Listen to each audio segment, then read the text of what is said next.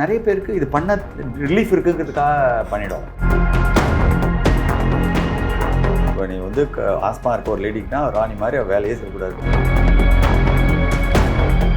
இப்போல்லாம் 150 குத்த வேண்டியது. ஸோ பேஷண்ட் ஓடி போய்ட்றான். நான் எல்லாத்துக்கும் ஒரு இது குத்தணும். ரன்னிங்கில் இருக்கிற 100 மீட்டர்ஸ் டேஷில் இருந்தவங்களாம் ஆஸ்மாட்டிக்காக இருந்திருக்கான். நல்லா ஒரு பஃப் அடிச்சுட்டு